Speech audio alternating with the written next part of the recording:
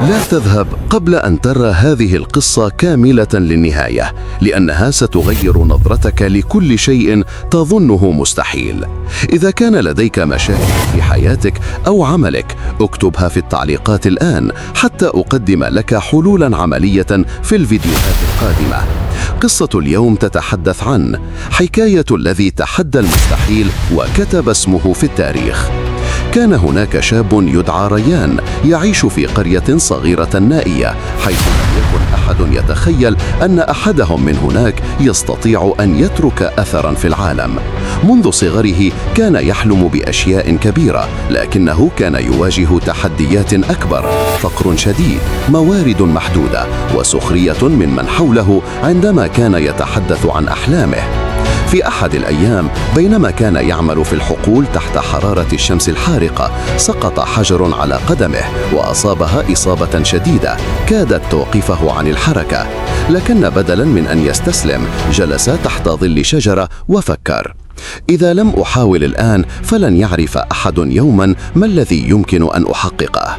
بدأ رحلته صغيرة، كتب أفكاره على أوراق قديمة، وبدأ بتجربة اختراعات بسيطة باستخدام المواد المتاحة حوله.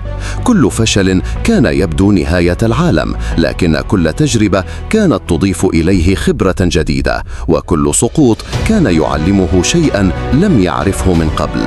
مرت سنوات وبدأت اختراعاته تلفت الانتباه.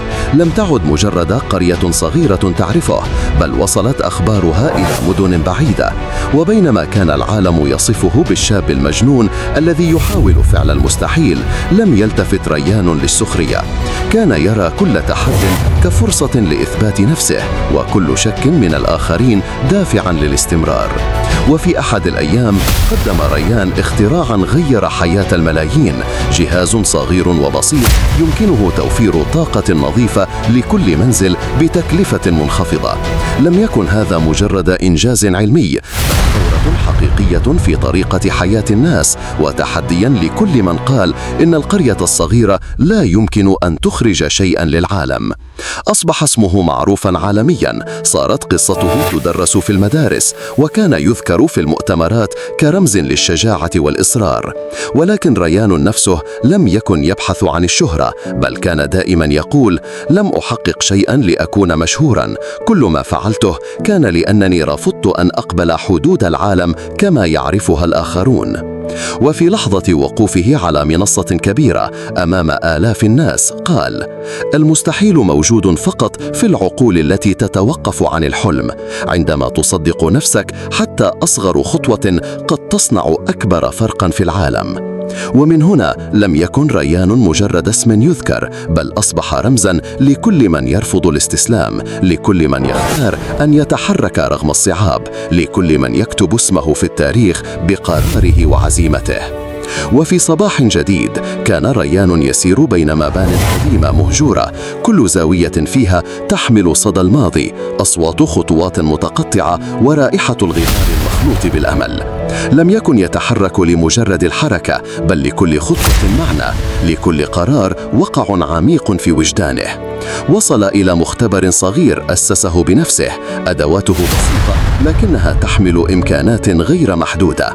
جلس أمام لوح خشبي مليء بالرسوم والخطط، وبدأ يرسم تصاميم جديدة، أفكار أكثر جرأة، كل واحدة منها تبدو كقفزة إلى المجهول. وفي تلك اللحظة سمع صوت فتاة صغيرة تطرق الباب. دخلت بخجل وقالت: أريد أن أتعلم مثلك، أريد أن أفعل شيئاً يغير العالم. ابتسم ريان وقال لها: الخطوة الأولى ليست بالمعرفة، بل بالشجاعة للبدء. لا تنتظري إذناً من أحد، تصرفي الآن، فكل لحظة تضيع هي فرصة ضائعة. بدأ الاثنان العمل معاً، تجرأا على تجارب لم يجرؤ أحد على القيام بها من قبل. بعض المحاولات فشلت، بعضها أحدثت شرارة ابتكار غير متوقع، وفي كل مرة كان الفشل يلون وجوههم بالإرهاق. كان يظهر شيء أعظم: ثقة بالنفس، إيمان بالقدرة على الإبداع وإصرار على عدم التراجع. مرت الأيام وأصبح المختبر مكاناً يزوره الناس من كل أنحاء المدينة، ليس فقط لرؤية الاختراعات بل لتعلم معنى الإصرار والتحدي. كل فكرة جديدة كانت مثل شعاع يضيء طريق الآخرين، كل تجربة ناجحة كانت رسالة واضحة أن الإرادة تصنع المعجزات مهما كانت البداية متواضعة. وفي مساء هادئ بينما كانت المدينة تخفو، جلسا ريان والفتاة الصغيرة على سطح المبنى ينظران إلى أضواء المنازل، وقال: كل ما حققناه اليوم لم يكن النهاية، إنه حجر الأساس لعالم يمكن أن يبدأ من جديد بجرأة واحدة. ومن تلك اللحظة أدرك الجميع أن التاريخ لا يكتب فقط بالأسماء الكبيرة بل بالخطوات الصغيرة المليئة بالشجاعة، وأن أي شخص مهما بدا ضعيفا أو عاديا قادر على تحدي المستحيل وترك أثر خالد. وهكذا بقيت حكاية ريان تذكيرا حيا لكل من يشاهد أن الشجاعة والإصرار أصعب ما في الرحلة، لكنها دائما تصنع المعجزات. وفي فجر جديد اجتمع ريان مع فريقه الصغير على حافة الوادي الممتد خلف المدينة، حيث صمت الطبيعة يحيط بكل شيء والنسيم يحمل رائحة الأرض الرطبة. كان الهدف هذه المرة أكبر، فكرة تتجاوز حدود الابتكار الشخصي لتصل إلى المجتمعات البعيدة ليؤثر على حياة آلاف البشر. فتح صندوقا قديما كان يحتفظ به منذ سنوات، مليء بأدوات وتجهيزات بسيطة لكنه مليء بالإمكانات. بدأوا بالتركيب والتجربة، كل حركة محسوبة، كل تعديل محسوب، وكل لحظة تحمل خطر الفشل أو النجاح. مرت ساعات طويلة والليل يزداد ظلمة، لكن عزيمتهم كانت أقوى من التعب. فجأة انطلقت أضواء صغيرة من جهازهم تنبض بإيقاع منتظم، ثم تحول الضوء إلى طاقة واضحة يمكن قياسها، رسالة مؤكدة على أن التجربة نجحت. صرخ أحدهم بفرح: لقد فعلناها، كل تلك الليالي لم تذهب هباء. ابتسم ريان وهو يراقب النتائج. الإنجاز الحقيقي ليس في النجاح نفسه بل في الإصرار على المحاولة رغم كل العقبات. وسريعا ما انتشرت الأخبار، جاء مهندسون، مبتكرون، حتى طلاب من مدن بعيدة ليتعلموا الطريقة ويطبقوها. كل شخص يضيف شيئا جديدا، كل تجربة ناجحة كانت رسالة واضحة أن الإرادة تصنع المعجزات مهما كانت البداية متواضعة.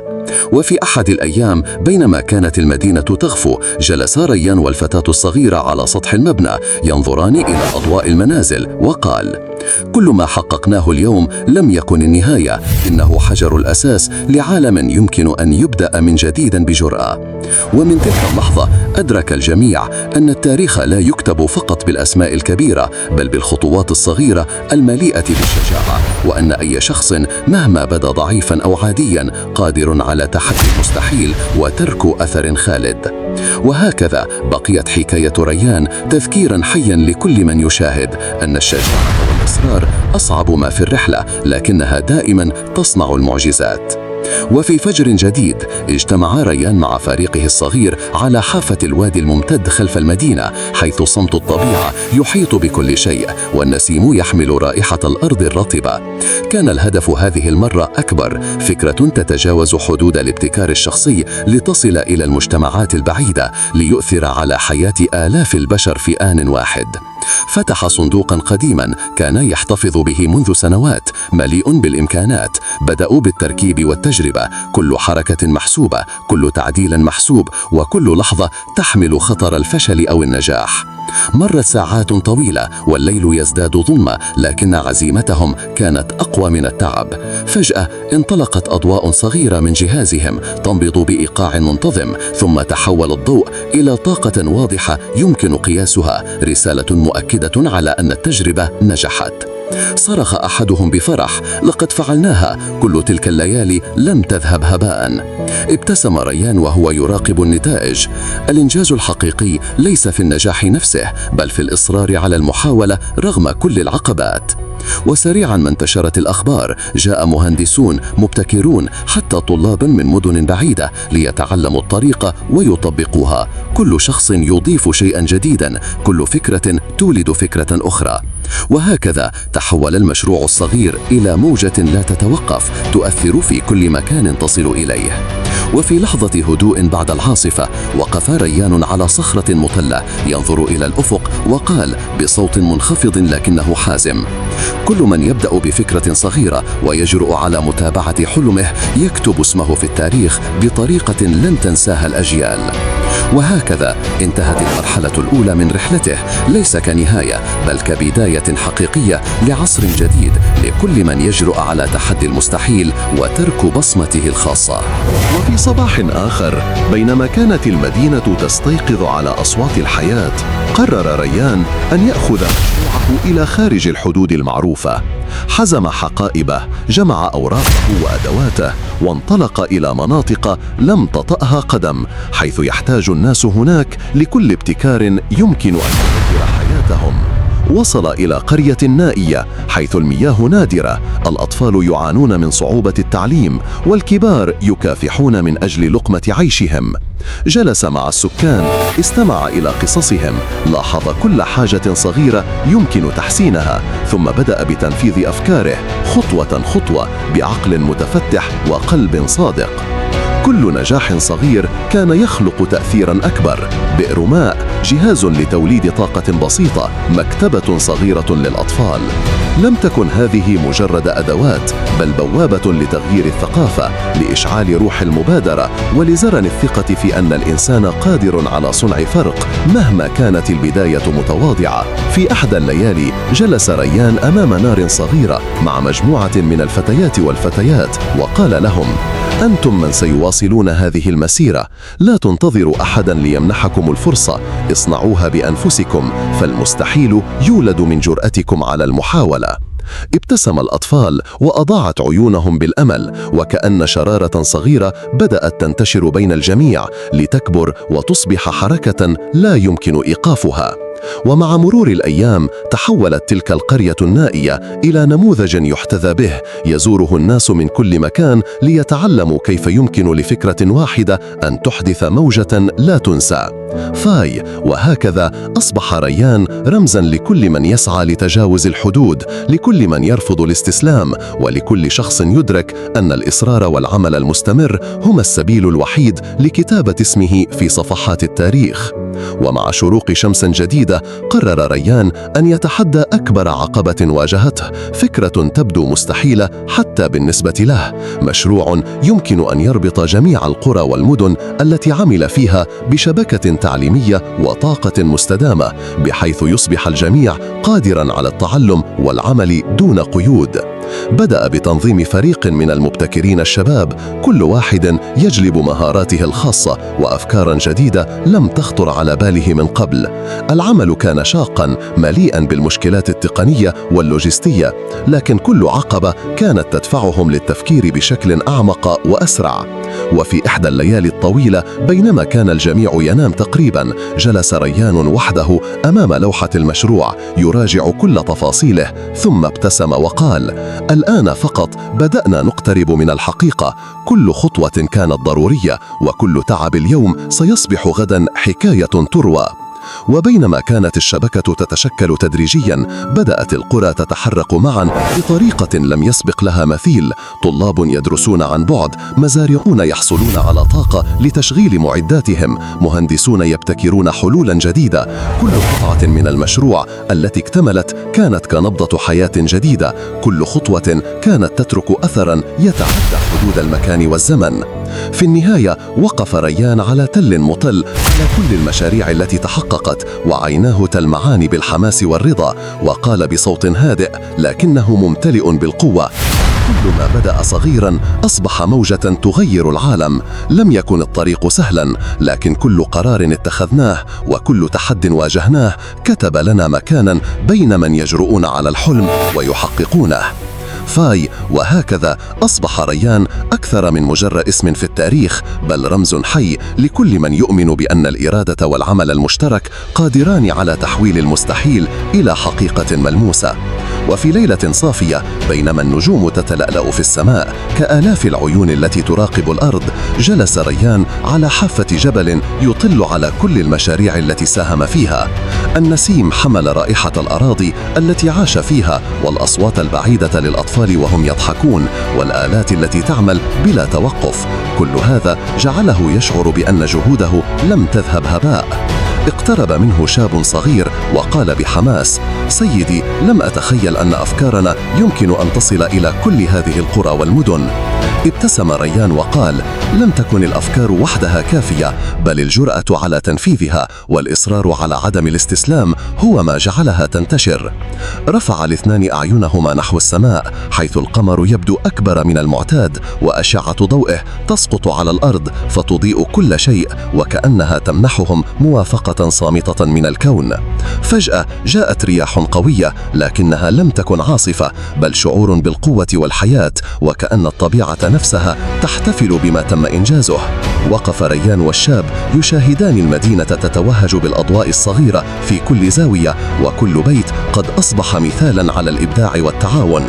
وبينما كان الهواء يملأ الرئتين، همس ريان: التاريخ لا يكتب بالأسماء فقط، بل بالخطوات التي تتحرك رغم كل الصعاب، وبالإيمان بأن كل قرار يتخذ يمكن أن يحدث فرقاً أكبر مما نتصور. فاي. وهكذا انتهت رحلته الشخصية، لكن قصته استمرت كشرارة تنتقل من جيل إلى آخر، لتذكر كل إنسان بأن المستحيل موجود فقط لمن يرفض المحاولة، وأن إرادة واحدة يمكنها أن تغير العالم كله. وفي صباح مشرق خرج ريان إلى الساحة الرئيسية للمدينة، حيث اجتمع آلاف الناس من كل الأعمار والأماكن. لم يكن هناك منصة أو ميكروفون، بل تواجد طبيعي، وجوه متحمسة تنتظر شيئا لم يعرفوا بالضبط ما هو. رفع ريان يده وصمت الجميع على الفور، ثم قال بصوت واضح وعميق: لقد بدأنا من الصفر واجتزنا كل العقبات، وتحول الحلم إلى واقع. اليوم أنتم لستم متلقين فقط، أنتم صناع المستقبل. وبينما كانت كلماته تتردد في الهواء، بدأت أيدي الحضور ترفع أفكارها ومبادراتها الخاصة، كل شخص يعلن عن مشروع صغير أو فكرة جديدة يمكن أن تنمو وتؤثر على الآخرين. لم تعد المدينة مجرد مكان، بل أصبحت شبكة حية من الإبداع والطاقة الإيجابية. سار ريان بين الناس يصافحهم، يستمع لهم، ويشجع كل واحد منهم على المضي قدما. في تلك اللحظة شعر أن إرثه الحقيقي لم يكن اختراعاته أو مشاريعه فقط، بل في الناس الذين ألهمهم ليصبحوا جزءا من الحركة، ليكتبوا هم أيضا صفحاتهم الخاصة في التاريخ. وفي الغروب بينما الشمس تتوارى خلف الأفق، جلس ريان على صخرة مرتفعة ينظر إلى المدينة كلها مضاءة بآلاف الأنوار الصغيرة، وقال لنفسه: كل خطوة، كل قرار، كل لحظة إصرار هي ما يصنع التاريخ الحقيقي، وهذا مجرد البداية. فاي. وهكذا لم تختم الحكاية باسم واحد، بل تحولت إلى إرث مستمر: قوة القرار، جرأة التنفيذ، وتأثير الإرادة على كل من حولك. وبنهاية القصة اكتب لي في التعليقات مشكلتك كما أخبرتك بأول القصة، وسوف أصنع لك قصة كاملة عن الحلول والبدائل لحلها. ولا تنسى الاشتراك بالقناة وتفعيل زر الجرس كي يصلك كل قصة جديدة هنا.